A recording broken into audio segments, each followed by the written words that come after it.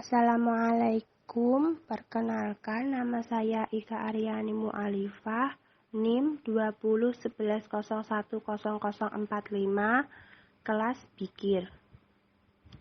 Bimbingan dan konseling. Bimbingan dan konseling dibagi menjadi 8. 1. Pengertian bimbingan. 2. Pengertian konseling. 3. Bimbingan dan konseling menurut para ahli. 4. Tujuan bimbingan dan konseling. 5. Prinsip bimbingan dan konseling.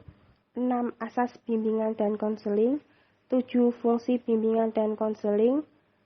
8. Proses dan tahapan konseling traumatik. 1. Pengertian bimbingan. Bimbingan dan konseling merupakan terjemahan dari istilah guidance dan konseling dalam bahasa Inggris. Kata guidance berasal dari kata kerja to guide yang mempunyai arti menunjukkan, membimbing, menuntun, ataupun membantu. Sesuai dengan istilahnya, maka bimbingan dapat diartikan secara umum sebagai bantuan dan tuntunan, namun tidak semua bantuan diartikan bimbingan.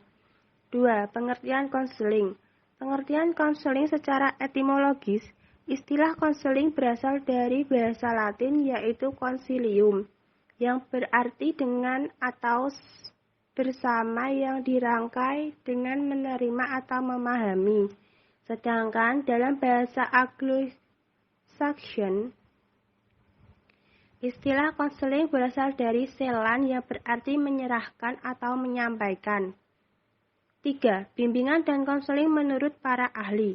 Menurut Rahman Natawijaya, bimbingan adalah sebagai suatu proses pemberian bantuan kepada individu tersebut dapat memahami dirinya sendiri, sehingga dia sanggup mengarahkan dirinya dan dapat bertindak secara wajar sesuai dengan tuntutan dan keadaan lingkungan sekolah, keluarga, masyarakat, dan kehidupannya pada umumnya.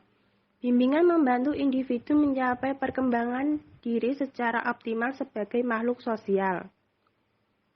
Menurut Kartini Kartono, bimbingan adalah pertolongan yang diberikan oleh seseorang yang telah dipersiapkan dengan pengetahuan, pemahaman, keterampilan tertentu yang diperlukan dalam menolong kepada orang lain yang memerlukan pertolongan.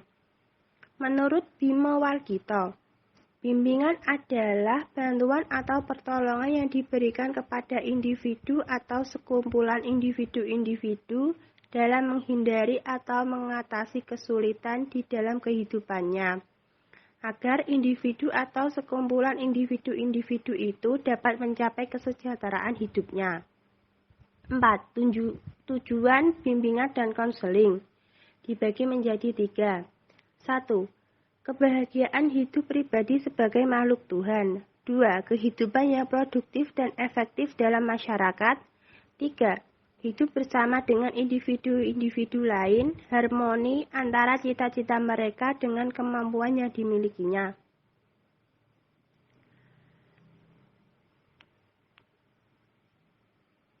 Lima. Prinsip bimbingan dan konseling dibagi menjadi 3. 1. Prinsip berkenaan dengan sasaran layanan. 2. Prinsip yang berkenaan dengan permasalahan individu. 3. Prinsip yang berkenaan dengan program layanan. Prinsip berkenaan dengan tujuan dan pelaksanaan pelayanan. 6. Asas bimbingan dan konseling dibagi menjadi 3. 1. Asas kerahasiaan, yaitu pelayanan bimbingan dan konseling ada kalanya berhubungan dengan klien yang mengalami masalah. Oleh karena itu, konselor harus menjaga kerahasiaan data yang diperoleh dari kliennya. 2. Asas kesukarelaan, yaitu proses bimbingan dan konseling harus berlangsung atas dasar kesukarelaan, baik dari pihak konselor maupun klien. Artinya, klien secara sukarela tanpa cara terpaksa mau menyampaikan masalah yang ditanganinya dengan mengungkapkannya secara terbuka hal-hal yang dialaminya. 3. Kesukarelaan dalam pelaksanaan bimbingan dan konseling sangat diperlukan suasana keterbukaan baik dari pihak konselor maupun klien. 7. Fungsi bimbingan dan konseling dibagi menjadi 4. 1. Fungsi pemahaman. Fungsi ini menunjukkan pihak-pihak yang berkepentingan dengan peningkatan perkembangan dan kehidupan klien memahami berbagai hal esensial berkenan dengan perkembangan dan kehidupan utama. 2. Pencegahan. Layanan bimbingan dapat berfungsi pencegahan, artinya merupakan usaha pencegahan terhadap timbulnya masalah. 3. Fungsi pengatasan. Klien yang mengalami masalah akan datang pada konselor dalam tujuan untuk dientaskannya masalah yang tidak mengenakan dari dirinya. 4. Fungsi pengembangan. Fungsi ini berarti bahwa layanan bimbingan dan konseling yang diberikan dapat membantu para klien dalam memelihara dan mengembangkan keseluruhan pribadinya secara mantap, terarah, dan berkelanjutan. 8.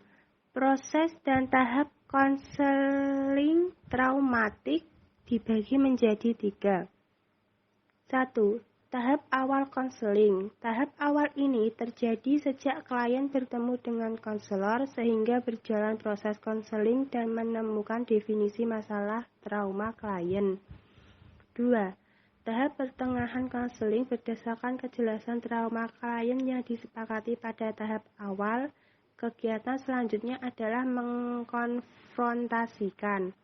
3. Tahap akhir konseling adalah memutuskan perubahan sikap dan perilaku yang tidak bermasalah. Sekian dari penjelasan saya. Terima kasih. Wassalamualaikum warahmatullahi wabarakatuh.